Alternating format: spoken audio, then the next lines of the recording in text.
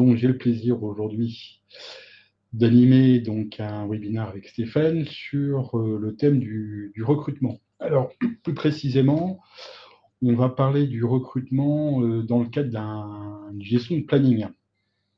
Et l'objectif, c'est de vous expliquer en quoi aujourd'hui il y a des pistes d'amélioration, des choses qu'on peut optimiser dans la gestion du planning. Voilà, donc on va faire les présentations. Voilà.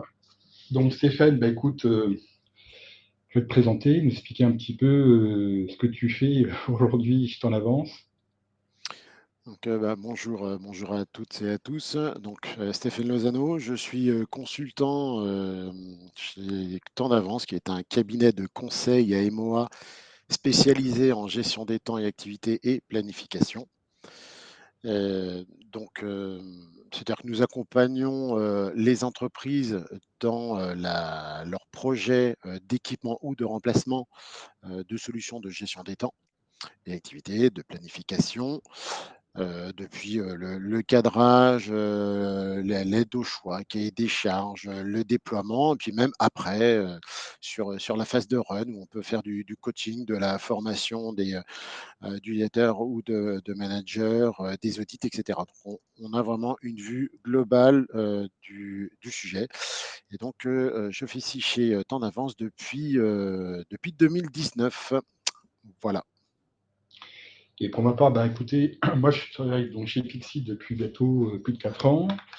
Je fais la fonction d'Alliance Manager, donc je suis en charge de recruter et d'animer des partenaires. Et Pixie, c'est leader historique dans le domaine de l'intérim depuis plus de 15 ans. Et depuis 4 ans, on a lancé une nouvelle solution de recrutement plus orientée sur tout ce qui est contrat court, flexibilité, recrutement en urgence. Voilà, donc on va vous présenter un petit peu le contexte de l'événement. Alors, on va commencer par quelques vers, parce qu'on voulait présenter ça sous la forme d'une fable. Et le manager ayant travaillé toute la journée se trouva fort dépourvu quand une absence fut survenue. Vous voyez, donc ça rime. Et l'idée, c'était de dire aujourd'hui, lorsqu'on gère un planning, autant on a l'information très rapidement sur, je dirais, les capacités à assurer une bonne qualité de service, autant derrière, la phase suivante qui consiste à remplacer un collaborateur qui est absent, c'est là où les choses sont beaucoup plus, je dirais, complexes. Et c'est sur cet aspect-là qu'on va vous présenter nos réflexions, nos découvertes, nos ressentis également. Voilà. Donc, si on arrive sur un aspect plus concret, comme dans toutes les fables, il y a 3 protagonistes. Alors, le premier, c'est le planning. Donc, c'est l'outil qui va permettre, en fait, de recenser, si vous voulez, les personnes qui sont présentes et absentes et permettre, en fait, à l'entreprise de pouvoir fonctionner correctement parce que c'est comme les ressources qui vont permettre à l'entreprise de pouvoir fonctionner et produire des biens ou des services. À côté de cela, on a un manager d'équipe. Alors lui, son rôle, c'est de manager une équipe et forcément, lorsqu'il va se pencher sur le planning, il va prendre conscience de difficultés qui sont inhérentes à la disponibilité des collaborateurs, autant qu'ils sont capables de consacrer une activité. Et ensuite, nous avons le RH qui, lui, va en fait, sur la demande du manager, procéder au recrutement pour trouver les ressources et les bonnes ressources. On verra par la suite, et ça Stéphane, tu t'expliqueras en quoi en fait cette relation elle est vraiment cruciale pour l'entreprise, parce que y a un enjeu qui est le dimension des équipes, c'est-à-dire il faut éviter le sureffectif auquel cas l'entreprise peut se mettre en danger financièrement parlant. Et si elle est en sous-effectif, elle perd des clients. Alors, quand on a préparé ce webinaire avec Stéphane, il y a 2 chiffres qui sont ressortis, et puis tu vas nous expliquer, Stéphane, en quoi ils sont très, très parlants et très importants. Le premier, moi, qui m'a vraiment interpellé, c'est les 47% de temps consacré par un manager sur le côté administratif. sachant que son métier, c'est avant tout de manager une équipe. Alors, comment se fait-il qu'il passe quasiment 2 jours par semaine sur l'administratif? Donc, ça, tu vas nous expliquer pourquoi. Et d'autre part, 32 jours, c'est le temps moyen pour un recrutement. Alors, pourquoi on a mis ces chiffres-là? C'est parce que sur un recrutement via un planning, on est plus sur notion d'urgence. Et généralement, le temps alloué pour trouver une ressource, c'est plus 2 à 3 jours. Alors, Stéphane, est-ce que tu peux nous dire plus sur ces chiffres? Quelle est Alors, ta vision? effectivement. Alors déjà, globalement, sur la contextualisation que tu viens de faire là, les trois protagonistes, on peut déjà se dire que le planning et le manager d'équipe, c'est quasiment un seul et même protagoniste. C'est-à-dire que le planning, c'est l'outil du manager d'équipe, hein. Clairement, c'est l'outil principal d'un manager, c'est un planning. C'est là-dedans qu'il va retrouver toutes ses ressources et ses besoins. C'est-à-dire que ce qu'il ne faut pas oublier, donc un planning, ça fait partie de la GTA, la gestion des temps, et A pour activité. Attention, A ne signifie pas absence. Ça, c'est un amalgame qui est fait très souvent. Le A, c'est activité, c'est pas absence. Donc, un outil de GTA et un planning, si on le gère vraiment dans toute sa complétude, si on peut dire, ça va gérer des ressources humaines, pourquoi pas des ressources non humaines, des objectifs, de la présence, des horaires, des créneaux. Donc ça peut tout gérer. Donc c'est vraiment l'outil privilégié du manager d'équipe.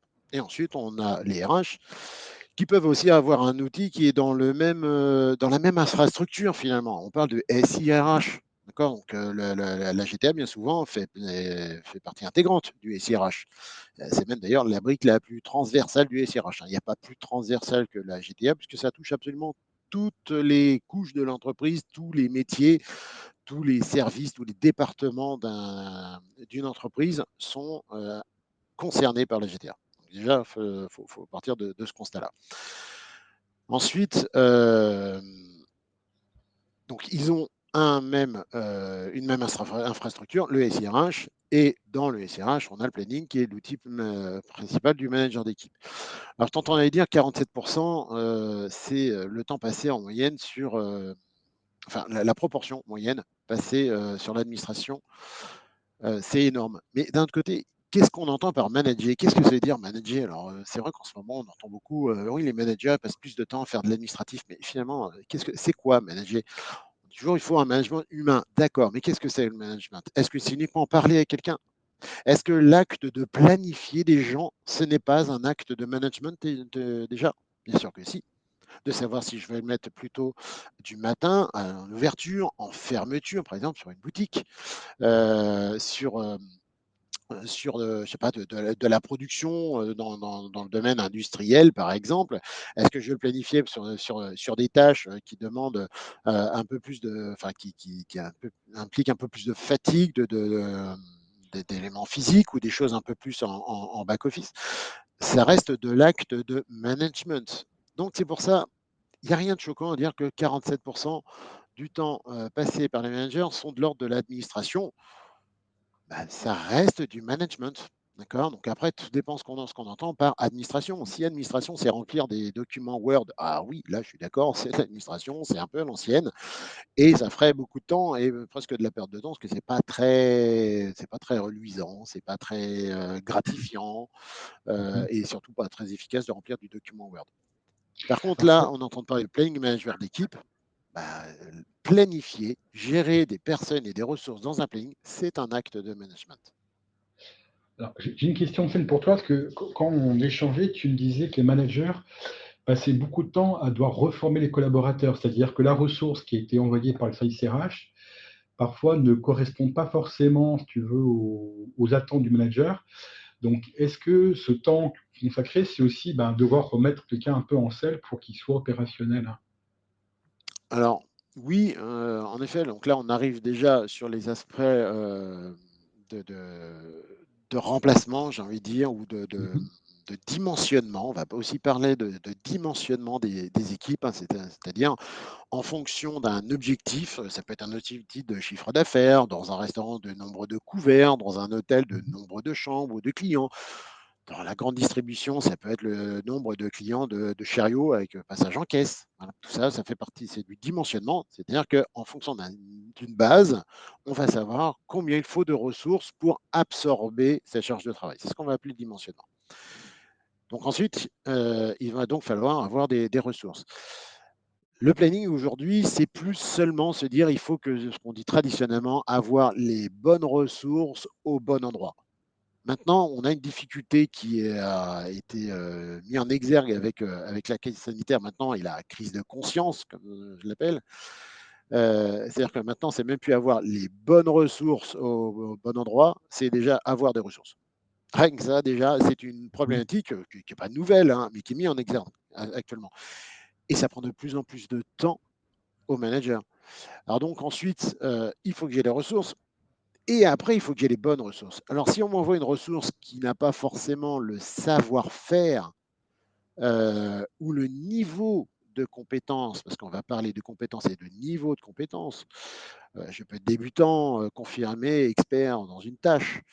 Par exemple, eh bien, si je n'ai pas la compétence ou le bon niveau, eh bien, charge au manager d'organiser en tout cas la montée en compétences au-delà de parler de formation, parce qu'est-ce qu'on peut vraiment parler de formation? Peut-être je joue sur les mots, hein, mais Mmh. sur un remplacement court, par exemple, j'ai besoin de quelqu'un, il y a des absences, il me faut quelqu'un en remplacement pendant 3 jours. Est-ce que vraiment je veux parler de formation? Je vais peut-être le faire monter en compétence pour qu'il sache faire la tâche. Mmh. Mmh. Je vais le Mmh. prendre entre 4 yeux pendant 1 heure pour qu'il sache faire.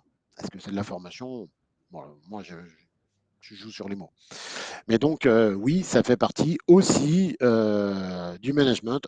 C'est pas de l'administration, hein, clairement, mais Mmh. ça fait partie des tâches du manager qui viennent, qui sont chronophages. Il pourrait bien faire autre chose, il a bien autre chose à faire que de faire monter en compétence les personnes parce qu'elles n'ont pas la bonne compétence attendue.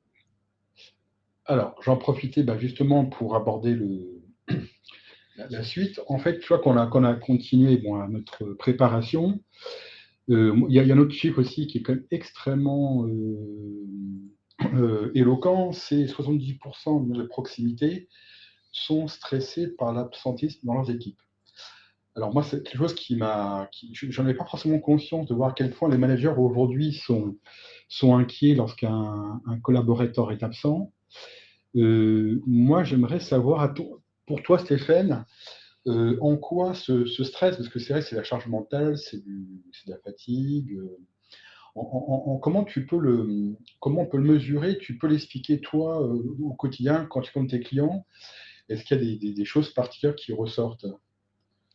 Alors clairement, oui, tout ce qui est absentéisme, ça pèse vraiment sur les épaules du manager. Alors on parle souvent de l'absentéisme d'un point de vue RH, mais qui doit trouver des solutions à court terme? Bah, pas toujours les RH, c'est même rarement les RH parce que les RH, oui, à moyen long terme, il faut qu'ils trouvent une solution. On est d'accord. Est-ce que c'est l'attractivité de l'entreprise? Est-ce qu'il y a une politique RH où peut-être que les managers sont un peu trop durs, ou il y a une qualité de vie au travail qui pèse et qu'il y a du turnover, etc. Donc, donc oui, au niveau RH, il y a clairement des choses à faire, mais c'est plus un travail de fond, j'ai envie de dire. Mais dans l'urgence, qui doit traiter le fait que il me manque du monde? C'est le manager. Et ça pèse. On en a énormément parlé dans le domaine de la santé et du médico-social, hein, ces dernières années. Dans l'hôpital, et bien évidemment que les cadres de santé sont ultra stressés parce que comment je fais pour avoir suffisamment de monde, d'infirmières et d'aides-soignantes pour s'occuper des patients avec des risques. Il y a des risques en termes de santé. Ça, c'est dans l'aspect hôpital. Mais est-ce que je sais pas, dans la grande distribution, il me manque du monde aux caisses, il y a des queues pas possibles aux caisses, justement. Comment est-ce qu'on fait pour absorber? S'il y a trop de monde, s'il y a trop d'attentes en caisse, il y a des risques de perte de clients. Donc tout ça, ça pèse, ça pèse sur du chiffre d'affaires. Ce qu'il faut voir aussi, c'est que les managers opérationnels ont je vais dire considération, parce que là, tout de suite, j'ai pas l'autre mot, des contraintes, voilà, des contraintes Mmh, mmh, supplémentaires qui ne mmh, sont pas toujours connues ou en tout cas dont on n'a pas conscience forcément les RH, c'est les contraintes d'objectifs. Il y a des objectifs chiffrés, des objectifs de chiffre d'affaires, de capacité de production. Ça, ça leur pèse autant, voire plus que toutes les contraintes RH. mmh. Donc, à un moment donné, il faut faire, dans tous les cas, c'est au manager de faire tourner la boutique, en gros. D'accord. Et d'ailleurs, quand on parle de boutique, on peut parler de directeur de boutique, par exemple. Il faut qu'il fasse tourner, qu'il y ait du monde ou qu'il n'y ait pas du monde. Il ne peut pas fermer la Mmh. boutique en disant bah, il n'y a pas assez de monde, ça va faire trop de charges aux salariés, bon, bah, on va fermer. Non, c'est pas possible, ça n'existe pas. Donc, il y a effectivement des charges et des contraintes énormes qui vont peser sur les managers. Et donc, oui, l'absentéisme est une énorme source de stress. D'accord. Alors, ce qui me permet, bah, de faire la transition avec, voilà, la notion de besoin qui est pas forcément toujours, exprimée clairement. Ce que tu me disais, c'est qu'en fait, on a le sentiment finalement que, il y a le manager qui a des objectifs de production. Je dois livrer tant de marchandises, je dois faire tant de couverts, je dois livrer tant de clients. Et puis un RH qui partage pas forcément les mêmes objectifs. C'est-à-dire qu'on a un côté un aspect très opérationnel. Donc moi, si j'ai pas mon équipe au complet, bah, ça va me ralentir ma production et mes livraisons être plus longues. Et le RH qui a une vision peut-être plus macro et peut-être plus juridique, dans le sens où lui, ce qui lui importe, c'est de trouver ben, les ressources, qu'au niveau des plannings, on respecte les délais de repos journaliers, de ces 11 heures, fameux 11 heures repos journaliers parfois qu'on oublie. Et puis l'aspect contractualisation. Donc pour toi, la question que j'ai envie de poser, c'est comment toi éventuellement tu pourrais déjà envisager le fait qu'ils arrivent à se rejoindre sur les objectifs. Parce que toi, tu me disais par exemple, lorsqu'un RH fait des fiches de poste, est-ce qu'il a le temps matériellement d'aller dans chaque atelier d'une usine, par exemple, prendre une entreprise qui a plus de 1000 salariés, et de prendre connaissance de ta finesse du poste, des tâches, des compétences qui sont demandées, mais que lui ignore faute de temps. Voilà. Donc, comment toi tu pourrais faire en sorte que déjà cette compréhension soit meilleure? Mm. Alors, effectivement, il y a plusieurs choses, il y a plusieurs points intéressants que tu viens de soulever là. Euh, déjà, tout le monde a le même objectif, c'est de faire tourner la boutique, mais par contre, tout le monde n'a pas le même vocabulaire et forcément la même finesse. Tout le monde veut la même chose, mais avec des outils, pas informatiques, hein, mais des outils professionnels, on va dire, différents. Euh, Comme tu dis, les RH, déjà, l'une des premières tâches et rôles des services RH, c'est d'être les gardiens de la législation du travail. C'est la première chose. Comme tu disais, s'assurer que on ne tire pas trop sur la corde avec les employés, qu'ils aient bien leurs 11 heures de repos entre deux jours travaillés, qu'ils ne travaillent pas plus de 48 heures par semaine, qu'ils aient bien 2 jours de repos par semaine, enfin c'est 35 heures de repos exactement par semaine. Enfin voilà, il y a tout un tas de considérations légales qui peuvent être même un peu plus fines, qui peuvent être jusqu'à la convention collective, qui n'est pas toujours maîtrisée par les managers, et puis ça peut même aller descendre jusqu'à l'accord et carrément des usages. Et déjà, rien qu'à ce niveau-là, il y a des connaissances qui ne sont pas les mêmes. C'est-à-dire que les RH parfois sont totalement inconscients des usages qu'il y a sur le terrain. Donc, il va y avoir euh, le, le, le, le, le cliché qui est souvent véhiculé, à tort ou à raison, ça dépend des entreprises, hein, c'est les opérationnels se disent bah, les RH ils sont dans leur tour d'ivoire en région parisienne. Et puis nous, on est sur le terrain, un peu disséminés sur le territoire de la France et à l'international. Voilà, mais les RH ne savent même pas de quoi ils parlent, ils ne savent pas la réalité du terrain. C'est pas totalement faux. C'est pas totalement faux, mais en même temps, chacun son rôle. Le RH va devoir faire respecter les législations. Maintenant, le manager, lui, il va devoir faire respecter les contraintes, les législations, mais aussi les confronter avec ces contraintes opérationnelles dont je parlais tout à l'heure. Donc déjà, rien qu'à ce niveau-là, il y a des différences. Donc il y a les usages que les RH n'ont pas toujours conscience et qui potentiellement, il faudrait les dénoncer. Euh, Et ensuite, il y a la notion de vocabulaire. Alors, tu parlais de la fiche de poste. Effectivement, je t'avais fait part de ce que j'ai connu par le passé. Un DRH d'un grand équipementier automobile qui a dit, en fait, une fiche de poste, on ne peut pas la faire derrière son bureau. Une fiche de poste, pour bien faire, il faut descendre voir chaque personne de l'entreprise, discuter pendant 30 minutes minimum avec, pour savoir quel est son poste. Parce que sur un même poste, on va discuter avec deux personnes. Les deux personnes, elles peuvent très bien décrire le poste et des tâches différentes. Peut-être qu'il y en a un qui va en faire un peu plus, mais finalement, si ce un petit peu plus qu'il fait par rapport à son collègue, c'est du récurrent, bah, son poste n'est pas tout à fait le même. Donc voilà. Ensuite, bah, il y a des compétences qui ne sont pas forcément connues des RH. Alors, je vais prendre un exemple, peut-être pas le plus parlant, enfin le plus réaliste, je ne saurais pas trop dire dans tous les cas, mais encore une fois, dans l'hôpital. Une infirmière, j'ai besoin d'une infirmière pour faire un remplacement. D'accord, mais vous prenez une infirmière qui habituellement travaille en psychiatrie. Bah, en psychiatrie, ils ne vont pas faire beaucoup de prises de sang, de transfusion, il n'y en a pas des masses, hein. Donc, une infirmière qui a travaillé pendant des années en psychiatrie, on ne peut pas lui dire, ah bah maintenant, elle va aller en pneumologie. Et en pneumologie, il faut faire des gaz du sang, il faut faire des transfusions, etc. Non, et pourtant, elles ont le même métier. Elles sont diplômées d'État. D'ailleurs, on parle d'infirmières diplômées d'État. Donc, point de vue RH, peut-être que bah, finalement, c'est le même poste. D'accord, mais il y a des compétences, il y a un niveau de savoir-faire au niveau des tâches qui ne sont pas forcément bien connus des RH. Et quand on fait un remplacement, bah, il n'y a qu'un manager, en l'occurrence là, dans le cas de l'hôpital, une cadre de santé qui est capable de dire, maman, il me faut une infirmière, mais qui sache faire ça. Donc ensuite, si on va dans d'autres domaines que l'hôpital, admettons dans la logistique, bon, bah, on va avoir quelqu'un qui va être capable de gérer de la logistique, mais bah, il a son permis CACES, très bien. Il maîtrise son chariot élévateur, etc. Mais est-ce qu'il sait utiliser la XK3000 pour filmer les palettes? Bah, non, il a déjà filmé quelques fois des palettes, mais lui, c'était sur la W3 2000, pas la XK3000 qui vient de sortir. Donc là aussi, c'est du savoir-faire au niveau de la machine. Donc, est-ce qu'on a envie de passer une demi-journée pour le former?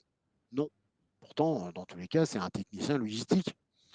Donc, il y a vraiment une question de vocabulaire. L'activité dont je parlais tout à l'heure en gestion des temps, qui est l'outil privilégié des managers, l'activité, c'est presque de la tâche. Alors que l'activité, point de vue RH, souvent, ça va être une autre considération, un autre niveau, à la limite, une absence, une délégation de la formation. Ben, c'est de l'activité en termes de RH. Est-ce qu'il travaille ou est-ce qu'il est en formation? Est-ce qu'on va être sur d'autres choses? Donc, point de vue opérationnel, c'est presque des centres de charge ou des Mhm. tâches. Quand on va parler de Et, poste. et Stéphane, je voulais juste rajouter un autre aspect là, pour clôturer ce sujet. Tu me parlais aussi des relations entre collègues, parce que tu me disais parfois des gens qui ne s'entendent pas. Ah oui, exactement. Et ça, le manager, il n'y a que lui qui peut le voir sur le terrain. Donc, est-ce que tu peux m'en parler aussi un petit peu? Ça m'intéressait d'avoir ton. Exactement.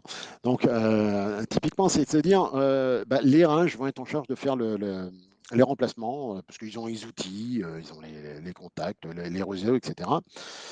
Et ils vont envoyer des personnes. Donc, déjà, en admettant qu'ils arrivent à se mettre d'accord entre manager et RH sur bah, le niveau de finesse, de compétence, de savoir-faire à la tâche, etc. Ils arrivent à se mettre d'accord sur un terme de vocabulaire et de savoir-faire. Et il y a des choses que les RH ne sauront jamais, c'est effectivement les relations. C'est-à-dire que quelqu'un qui vient en remplacement, mais peut-être qu'en fait, lui, il ne s'entend absolument pas avec Michel. Le courant passe pas du tout et ils vont passer leur journée à s'engueuler et puis ça va se ressentir sur la productivité, etc. Donc on ne peut pas mettre le remplacement Sébastien avec Michel, c'est pas possible. Au même titre, je sais pas, Laetitia et Et je ne sais pas, n'importe qui, Sébastien, voilà, on va éviter de les mettre ensemble parce que, en fait, ils fricotent ensemble. Donc, en fait, ils passent leur temps à se bécoter ou à flirter au lieu de bosser. Donc, il faut éviter. Ils sont très compétents chacun, mais dès qu'on les met Oui, ensemble, voilà. Donc, ça, ce sont des choses, c'est des cas concrets, hein, c'est des cas, c'est du vécu tout ça. oui. Et effectivement, il y a que le manager qui peut savoir que oui, mais non.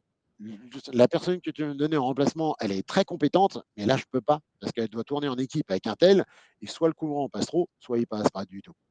Et Alors, c'est il vraiment y a des un autre choses. point aussi que je voulais développer avec toi par rapport à ça. On parlait de temps choisi. Tu sais, c'était un de mes managers à l'époque, quand je traînais dans la partie GTA, qui me disait qu'en fait, le fait de pouvoir de proposer des plages horaires pour des gens du matin ou du soir, parce que bon, par exemple, j'ai les enfants, je ne voudrais pas partir plus pour les récupérer à l'école, ou des gens qui sont plus du soir.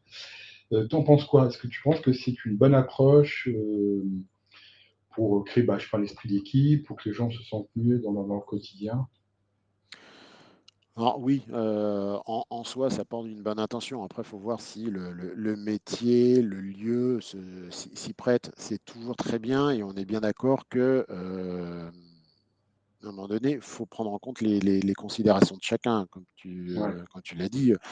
Quand on a des enfants qui sont, par exemple, à l'école, au centre de loisirs qui terminent à 19h, ces jours-là, non, je ne peux pas terminer à 18h30 alors que j'ai toute l'Île-de-France à traverser, par exemple. Mm. Et ça va pas être possible. Je ne serai pas à l'heure et j'ai personne pour faire des gardes. Donc, il y a des choses à prendre en compte. Euh, Après, c'est comme je disais, faut pas que ce soit de la poudre aux yeux, ça aussi, hein, on a tendance à Mm. voir ça sur les réseaux en disant, voilà, maintenant on prend en compte, on questionne nos employés sur leurs contraintes, d'accord, mais il ne faut pas que les questionner, il faut être en capacité d'y répondre. Ça ne sert à rien de leur Mm. demander si on ne peut pas y répondre. Donc maintenant, il y a des outils qui permettent, des outils de planning, de gestion des temps, voire de remplacement, hein, typiquement, hein, les outils de remplacement, on peut dire quelles sont les disponibilités, est-ce qu'on est plutôt du soir, du matin, etc., pour cette disponibilité-là. Et on va aussi parler de la gestion de l'équité. C'est-à-dire quelqu'un va peut-être être un peu agacé si à chaque fois on le met en fermeture de boutique.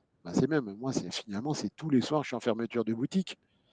Donc, j'en ai un peu assez. D'accord. Mais ta collègue, par exemple, elle n'est pas contre faire des fermetures de boutique. Le problème, c'est qu'elle ne Mm. peut pas trop, justement parce qu'elle a des enfants. Donc, Alors, Stéphane, prendre en excuse-moi, compte les contraintes, oui. je t'interromps parce qu'il faut qu'on avance un petit peu. On a encore d'autres slides à présenter, mais on va, sur l'inconnu de ce que tu dis, on va aborder maintenant un peu je dirais les bonnes pratiques. C'est-à-dire qu'on on a fait un peu un constat, on a essayé de balayer tous les cas de figure qui se présentaient, qui pouvaient expliquer qu'aujourd'hui, remplacer un collaborateur, c'est pas évident.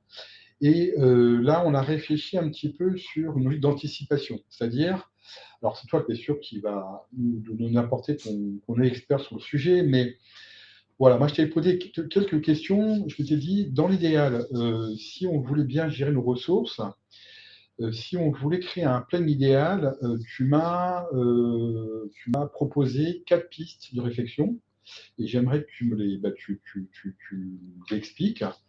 Alors, premier élément important, le référentiel de compétences. En quoi, pour toi, c'est vraiment le gage d'une bonne gestion des ressources?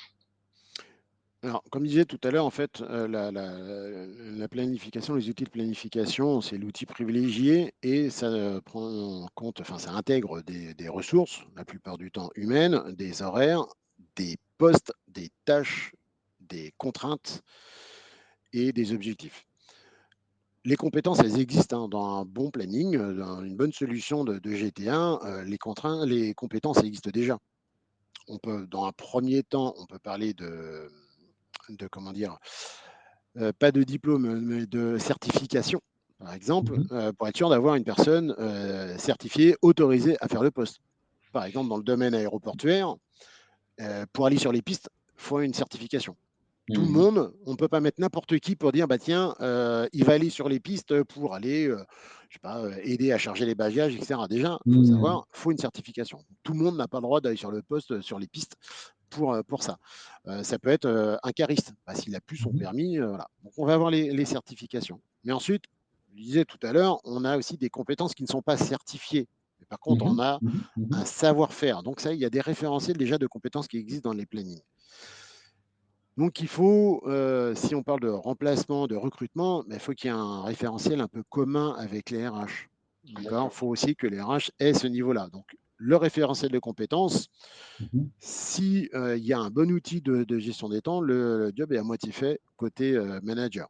S'il n'est pas équipé, bah, il faut y penser en disant bah, à partir du moment où je veux faire un planning avec des postes, etc., pour avoir les bonnes personnes au bon poste, eh ben, il va falloir référencer les compétences, voire les niveaux de compétences.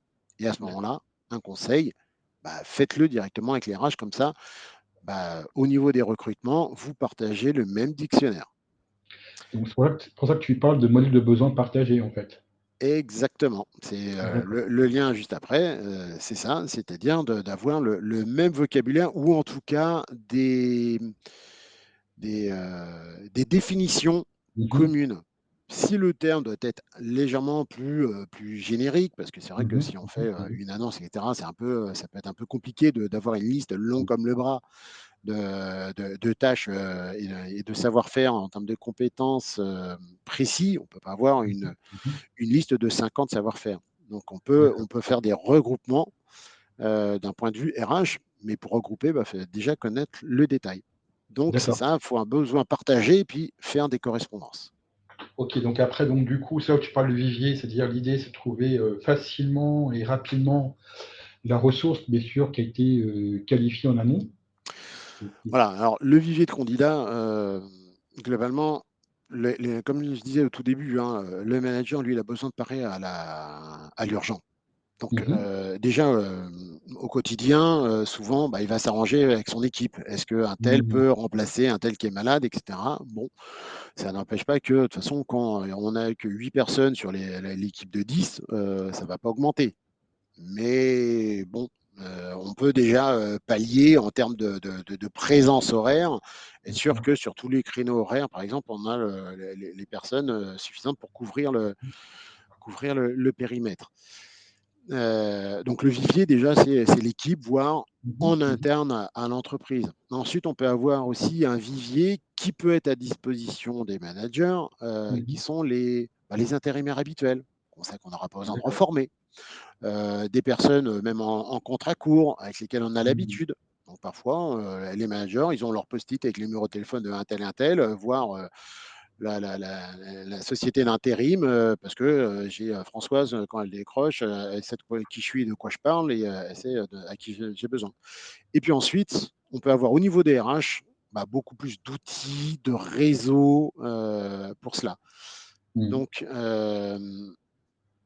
il faudra avoir quelque chose de commun, mais laisser la main, en tout cas, au manager pour parer à l'urgence, parce que tout délégué au RH, Mmh. bah, mine de rien, ça prend du temps et le temps, c'est un peu le fonds de commerce du manager.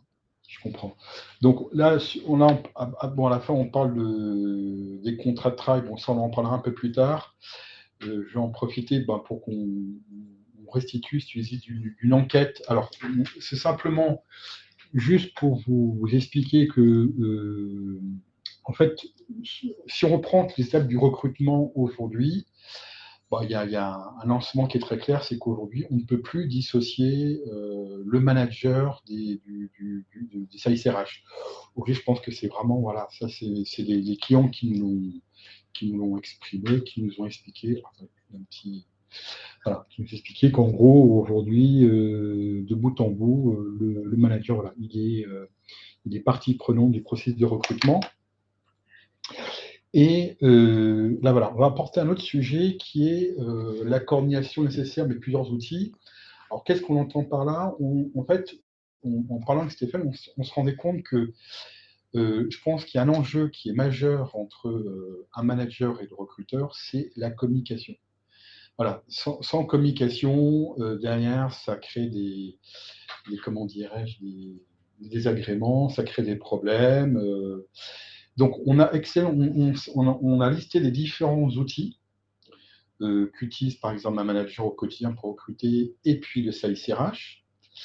Bon, après, donc, tu apporteras un peu ton regard d'expert sur le sujet, mais ce qu'on s'aperçoit, c'est qu'en fait, dans beaucoup d'entreprises, autant elles sont très outils au niveau gestion des temps et planification, autant sur la partie recrutement, elles nous le disent elles-mêmes, hein, dans l'enquête qu'on avait menée, elles nous disaient, ben non, mais finalement, investir, ça coûte beaucoup d'argent, alors qu'en fait, aujourd'hui, un jeu de recrutement, des solutions qui sont extrêmement abordables.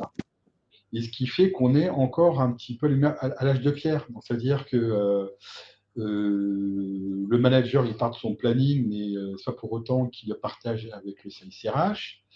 Donc, ça veut dire que quand on va dire des besoins, ça va se faire sur la base de coups de téléphone et de mail, c'est-à-dire qu'il y a une perte de temps et d'efficacité qui est quand même colossale. Quand on parle de recherche de candidats côté manager, moi je l'ai vécu quand je vendais mes solutions de gestion des temps d'activité et de planification avec des managers qui me disaient le matin, je prends mon fichier Excel, je passe des coups de fil pour trouver le bon candidat. Ou si c'est le sales RH qui le fait, on va quasiment consumer une demi-journée, une journée complète pour trouver pas le bon candidat, mais le candidat disponible. Et puis derrière, bah forcément, si on trouve pas le candidat, il faut poster des annonces. Donc ça aussi, il faut rédiger l'annonce, il faut la poster, il faut récolter des CV. Pour peu qu'en plus, ça passe par une phase de sélection du candidat où on repart par les entretiens et des mails. Le manager n'a pas forcément accès à l'ATS, qui est l'outil de recrutement dont dispose, comment dirais-je, le recruteur. Et puis, alors qu'on a parlé, alors que Stéphane, on parlait des contrats de travail. Alors moi, j'ai par exemple le cas de figure d'un client qui me disait, ben, moi, je peux générer un contrat de travail dans mon outil de paye, mais comme il y a des clauses spécifiques, je suis obligé de faire un copier-coller dans Word et de retraiter mon contrat dans Word. Et donc, du coup, le contrat, pour l'envoyer au salarié qui a été recruté, c'était par une bannette. Et il se possède de 2 semaines. Et pour peu que le salarié ne fasse pas sa période d'essai ou ne se présente pas le jour J, et ben en fait, on a un salarié qui a laissé son contrat de travail. Voilà, donc l'idée, c'était de dire surtout, la communication, elle est parfois, elle est souvent perfectible parce que les outils ne sont pas forcément adaptés. Donc, je ne sais pas ce que tu en penses, toi, Stéphane, par rapport à ça. Est-ce que tu as des commentaires à ajouter ou est-ce que on a fait un peu le tour du sujet? Bah, pour préciser, effectivement, donc la définition du besoin, elle est forcément par le manager. D'accord? Ça ne peut pas être quelqu'un d'autre, parce que c'est le manager qui gère ses équipes. C'est lui qui sait de combien de personnes et quand il en a besoin. Donc, c'est le planning qui va permettre, parce qu'il ne va pas attendre le dernier moment pour dire ah, mais oui, j'avais oublié que Albert, il n'est pas là, qu'il est en arrêt maladie, etc. Donc, ça, bah, autant si c'est le premier jour de l'arrêt maladie, bah, c'est rarement prévisible. Mais par contre, quand il a un arrêt maladie de 15 jours, bah, il le regarde dans son planning et il voit que effectivement, je vais avoir besoin de quelqu'un pendant 15 jours, peut-être prévoir une petite marge à la fin au cas où il y a une prolongation, mais c'est le planning déjà qui a déterminé le besoin et bah, sur quel poste, avec quelles compétences. Donc clairement, c'est le planning. La recherche de candidat, bah, comme je disais, hein, souvent, c'est bon, bah, voilà, j'ai mes post-it sur le côté de mon écran avec les numéros de téléphone de mes remplaçants préférés qui connaissent déjà bien la société, les process, etc. Donc, bah, passer des coups de fil. Ou alors, c'est en interne, passer des coups de fil à une personne qui est en repos ce jour-là, voir si elle peut revenir pour faire des heures sup, etc. Il y a beaucoup de domaines, hein, c'était comme ça. Hein, à l'hôpital public, moi je connais bien ce sujet-là. Hein. Ma femme est infirmière, donc je l'ai vu. C'est avant qu'il soit outillé, c'était comme ça que ça se passait. Hein. C'était, elle recevait sans arrêt des coups de fil de la cadre pour savoir est-ce qu'elle peut revenir là. Non, ok, voilà, pas de contrainte. Bon, bah, je vais voir avec un tel. Puis après, les infirmières entre elles s'appelaient pour s'arranger. Enfin bref, c'était à l'ancienne, quoi. Effectivement, âge de pierre. La sélection du candidat, oui, c'est le manager hein, qui va, comme je disais, hein, pouvoir dire, bah, il y a peut-être eu un écrémage côté RH, mais c'est le manager qui va pouvoir dire est-ce qu'elle a les bonnes compétences est-ce que ça va me suffire parce que je vais trouver quelqu'un, moi j'ai besoin de quelqu'un pendant 2 semaines, mais on me propose quelqu'un qui est disponible que pendant une semaine. Qu'est-ce que je fais? Je refuse pour trouver quelqu'un dispo pendant 2 semaines, où je me dis, bah, tant pis, déjà dans un premier temps, je prends quelqu'un pendant la première semaine et puis on continue à chercher quelqu'un d'autre pour une deuxième semaine. Ça, c'est pour les RH qui vont décider. C'est plutôt le manager qui va pouvoir dire oui, ok, ça peut le faire parce qu'il n'y a pas beaucoup de, entre guillemets, formation, montée en compétence, explication, intronisation au poste. Si par contre c'est lourd, ouais, non, bah alors je préfère le faire une bonne fois pour toutes avec quelqu'un qui sera là pendant 2 semaines. Donc ça, c'est le manager qui va pouvoir décider. Quant à l'édition des contrats de travail, oui, alors moi déjà, tu viens de dire quelque chose en disant bah, la paye peut générer le contrat. Globalement, enfin moi, d'expérience que je vois, c'est que la paye, généralement, elle est accessible par l'équipe paye. Point. Contrairement à un autre outil, hein, un outil comme la GTA, comme Pixid, comme plein d'autres choses, où en fait, ils ont vocation à être ouverts à tous les utilisateurs. D'accord. Ce que je disais tout à l'heure sur la GTA, c'est l'outil le plus transversal qui soit. Pixid, par exemple, ou n'importe quel autre outil de gestion de recrutement, ça a aussi vocation à être ouvert aux personnes qui en ont besoin.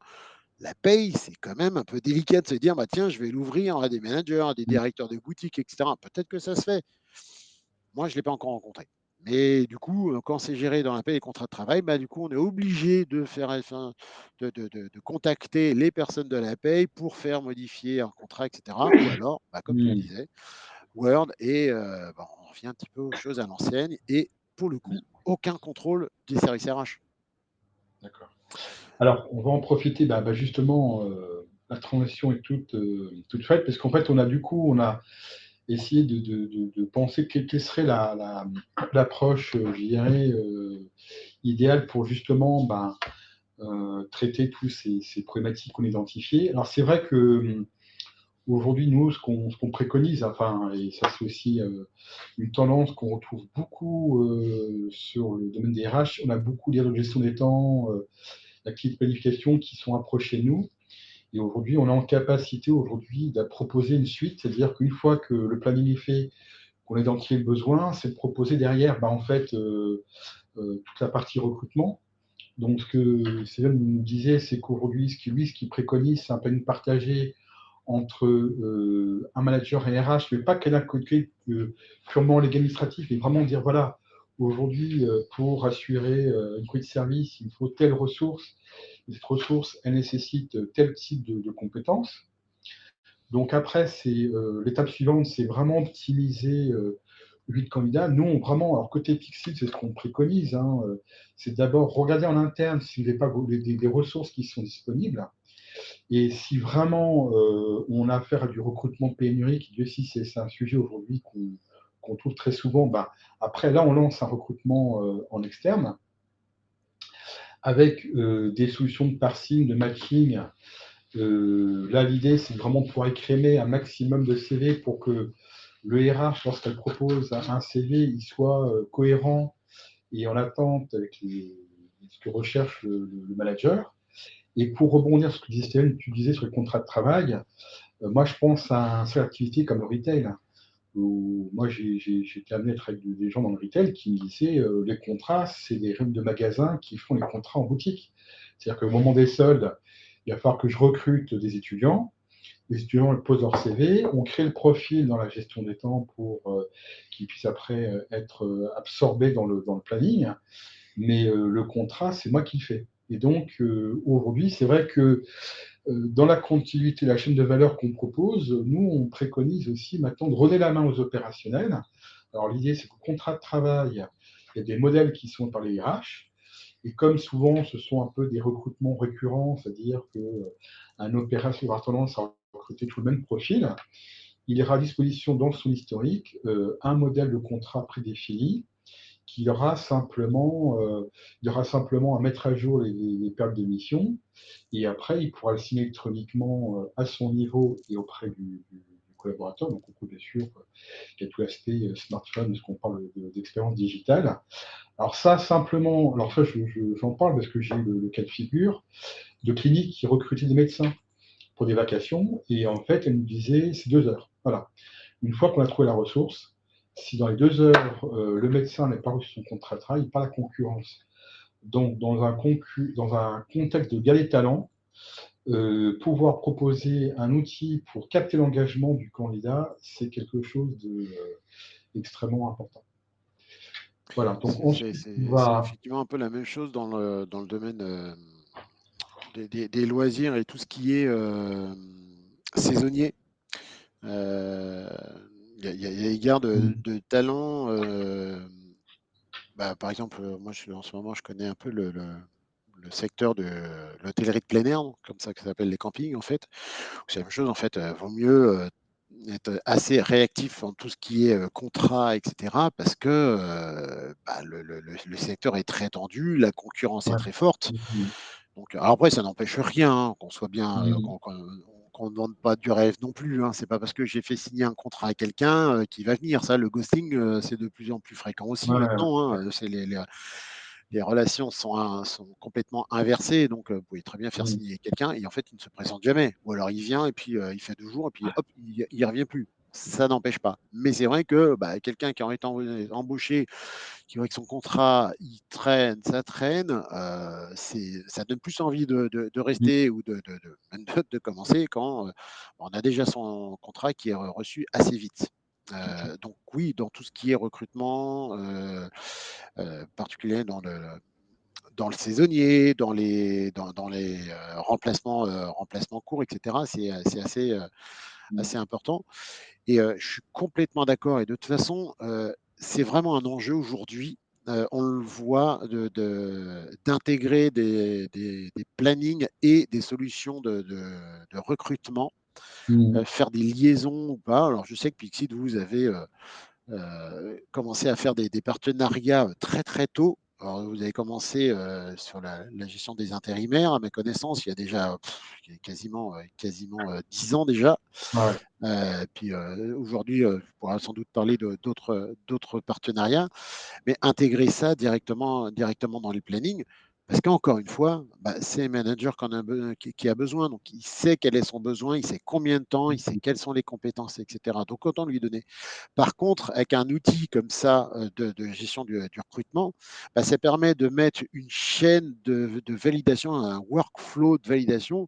Les RH peuvent contrôler, ils peuvent même structurer en disant voilà, les contrats, ils sont sur ce format-là, il n'y a pas de débordement, il n'y a pas de choses un peu exotiques ou illégales. Donc, ça permet vraiment de faire gagner du temps à tout le monde. Il y a déjà un cadre avec plus ou moins de souplesse, et puis la possibilité au niveau RH de contrôler, de valider, tout en gagnant du temps et en incluant le futur candidat directement dans l'outil également, qui va tout recevoir, voire dématérialiser la signature, par exemple. Alors, c'est très intéressant ce que tu dis, parce que nous, souvent, on a même la question que nous, on pose souvent à nos clients, c'est aujourd'hui, est-ce que vous n'aimeriez pas décentraliser le processus de recrutement? C'est-à-dire qu'on dit, le manager, comme il connaît ses besoins, il sera plus, je dirais, il sera plus pour lui de directement choisir les compétences. Donc, pour ça, il a un vivier qui lui est mis à disposition, qui est qualifié. Bien sûr, on parle de registre de compétences. Et l'idée, c'est que pour citer les candidats, le vivier ne propose d'abord que les gens qui sont disponibles. Donc, il n'y a pas de perte de temps à aller rechercher un candidat qui serait en congé et sur notre mission chez un autre client. En plus, on peut les solliciter via SMS ou email. Alors, le texto, l'avantage, c'est que les gens le lisent tous. Et concrètement, on peut demander à Vannes si elle est disponible, si elle est intéressée pour la mission.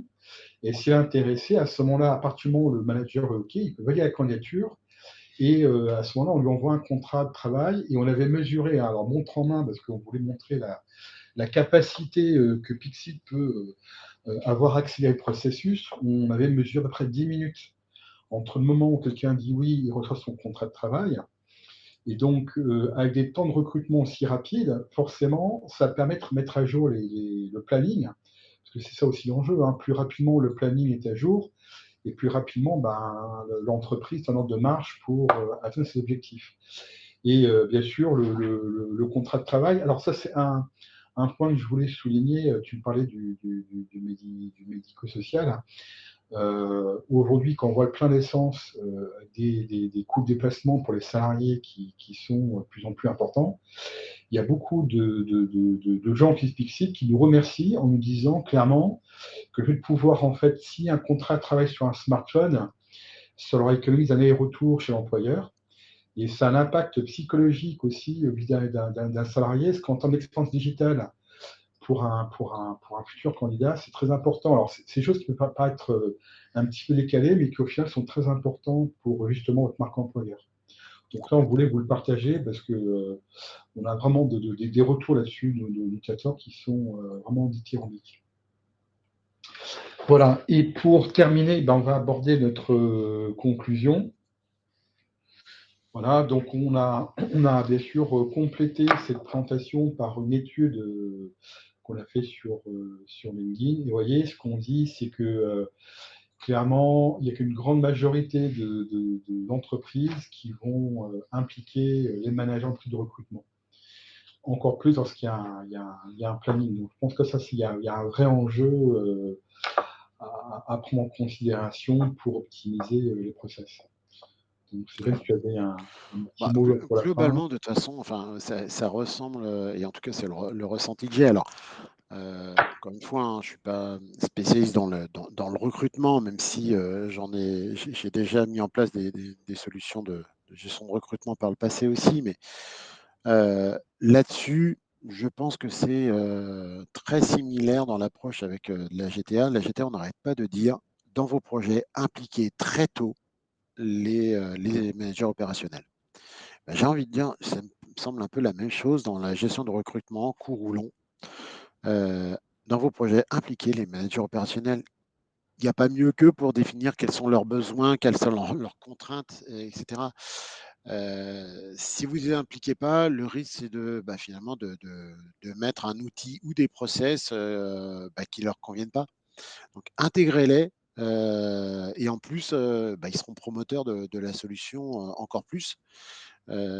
Surtout si finalement elle répond parfaitement, ils auront cette impression d'avoir participé au projet et ça fera rayonner le succès de cette mise en place encore plus. Donc, tout comme la GTA, les managers, il faut les intégrer dans vos projets de recrutement très tôt dans la mise en place et l'équipement. Et ce que je disais tout à l'heure, juste une chose sur le marché, j'avais glissé la petite phrase dernière, c'est la tendance. Il y a de plus en plus d'éditeurs, j'en nommerai pas hein, ici, mais de plus en plus d'éditeurs de gestion des temps ou d'autres éléments, briques du SIRH, qui intègrent, qui rachètent, qui développent des outils de gestion du recrutement ou du remplacement. Comme quoi, c'est vraiment un signe que ça devient incontournable et l'une des priorités actuelles du moment. Et sans doute, de toute façon, là, les mentalités ont bougé, donc on se rend bien compte que c'est stratégique en fait. Ah ouais, bah, moi, je remarque au niveau des alliances, là, depuis 2 ans, Mm. on est en train de finaliser justement le rapprochement. Le dernier en date, c'était ADP, Gare de Paye, qui est venu nous dire voilà, on fait le marketplace et sur la Ah oui. partie recrutement, c'est des vrais sujets RH auxquels on est confronté dans l'appel d'offres. Il n'y a plus un appel d'offres qui sort sans l'appel de recrutement. Et puis, bien sûr, on a les fameux les cadres de la gestion des temps, les publications, qui nous ont nous ont contactés il y a 2 ans. Et là, on est en passe de proposer, puisqu'ils intéressent vraiment des rapprochements avec leurs solutions. Mais clairement, de toute façon, c'est l'avenir, hein, c'est clairement ça. Tout à fait. Voilà. Et pour le mot de la fin, donc le manager n'est pas patient, c'est là son moindre défaut. Que faisiez-vous en cas d'absence dans vos bureaux? Dit-il à ce RH charmant. Nuit et jour à tout venant, je cherchais à ne vous déplaise. Vous cherchiez, j'en suis fort aise, eh bien, planifiez maintenant.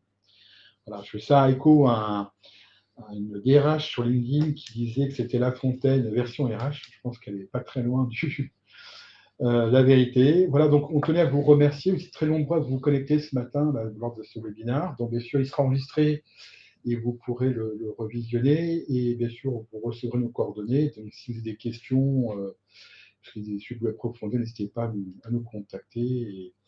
Et pour ceux qui partent en vacances, écoutez, très bonnes vacances et merci à vous. Merci à tous.